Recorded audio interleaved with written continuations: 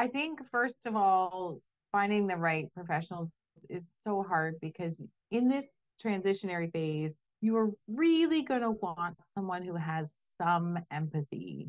Sometimes we go meet with a professional who is very good at what they do, but we don't like what they're saying. And so, it's about stepping into your reality. So, a good professional will also be honest with you and they will be ethical with you and they will let you know where things stand. You don't want to be working with someone who's all fluff and yes, ma'am.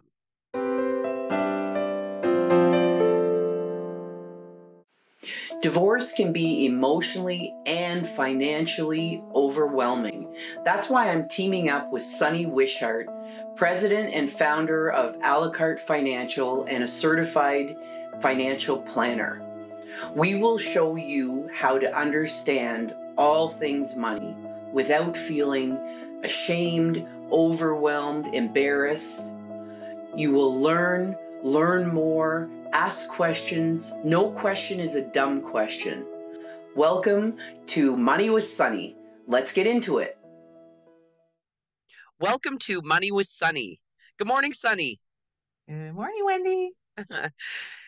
Today, we're going to talk to you about the importance of the relationship that you have with the professionals that you are working with during your divorce transition. Professionals such as the lawyer, maybe a realtor, maybe a physician, an accountant, and a financial expert such as Sunny. So, Sunny, when you're working with a parent transitioning through divorce, how do you decide whether, okay, this is a client I can help out, we're jiving, this is good, or I don't know if I can help out here? What are some things that our clients, all the people listening to this, could do to be better clients, to be better partners with the professionals that they're working with during this real challenging time? Oh boy. Yeah.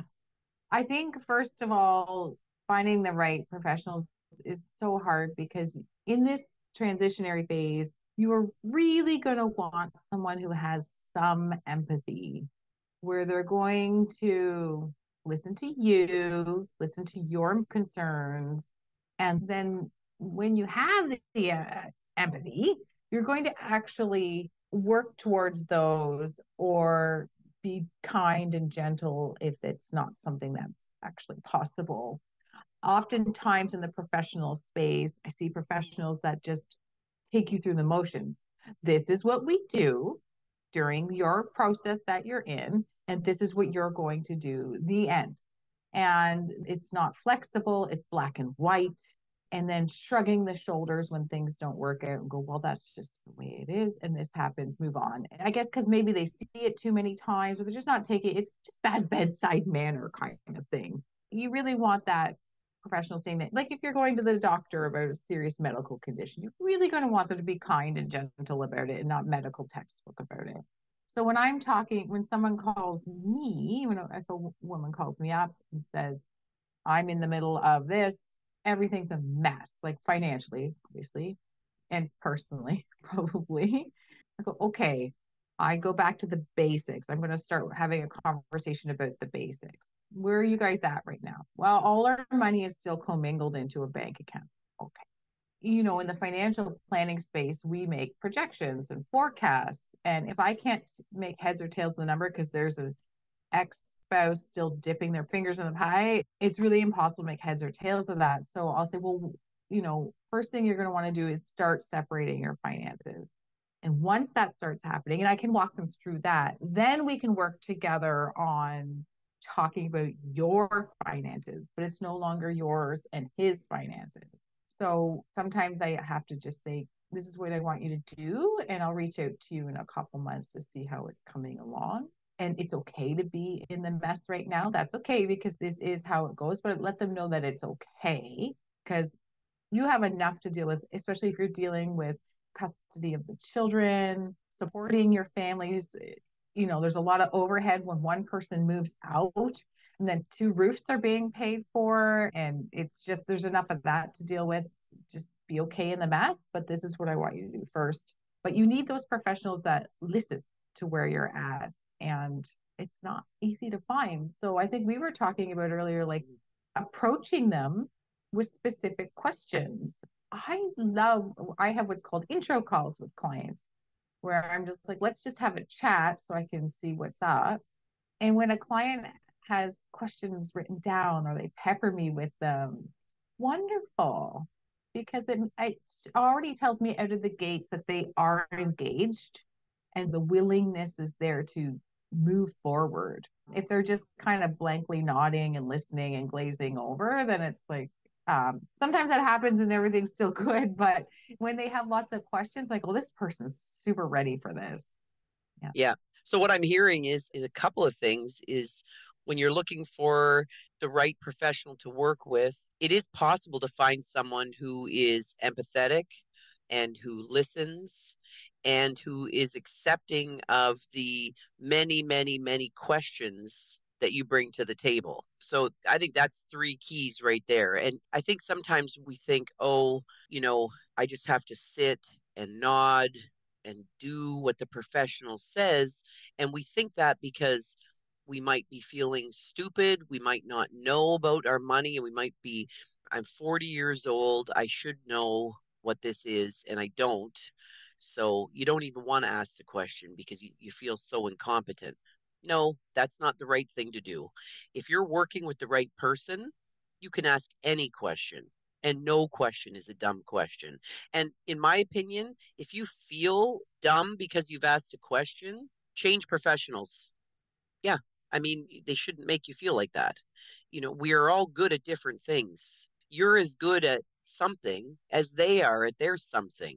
And we're supposed to be working together and learning from each other. So myself personally, when I'm made to feel inadequate for asking something, I'm out.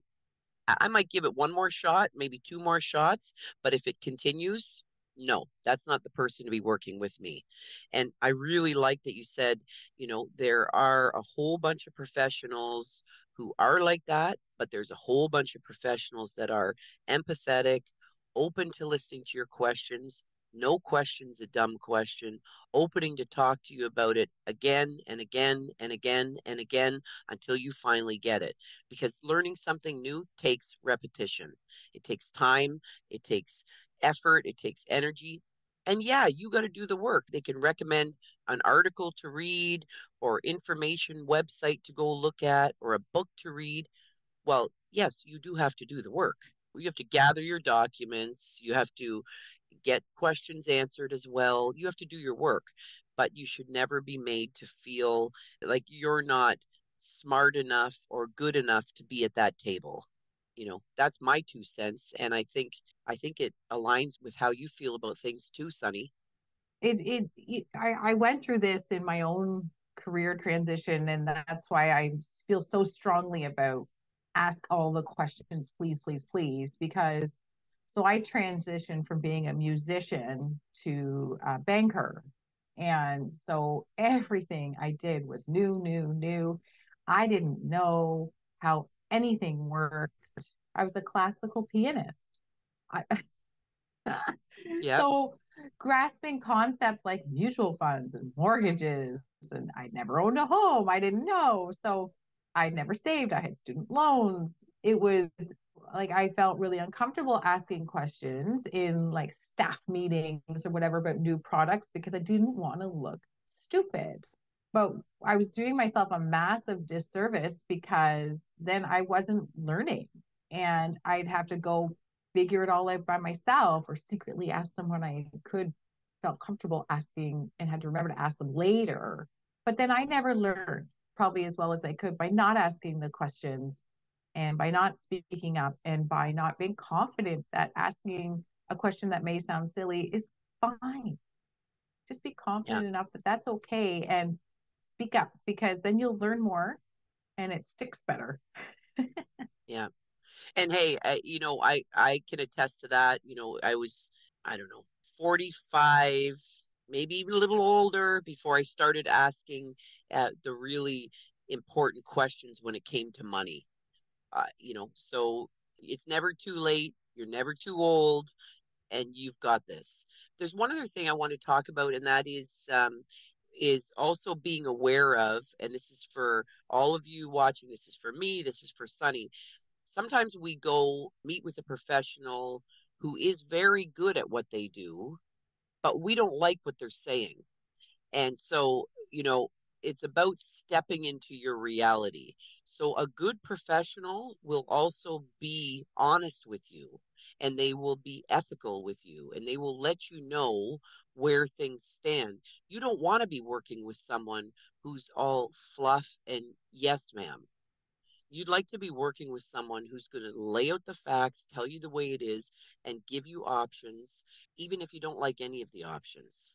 But sometimes you need to hear difficult things, and you need to absorb those, hear them again, and you need to learn and understand that. So maybe you can give us a situation, Sunny. I mean, I have so many, but you understand what I'm saying here? Absolutely. Well, financial planning is based on goals. So I like to work on, say, 3 goals, just start with the top 3. And we have short, medium, long, that kind of stuff. Like, what do you want right now? What do you want long term? And sometimes out of the gate, when I'm getting an idea of their financial picture, because I need to see your whole picture. If you leave little tidbits out, I can't help you as well.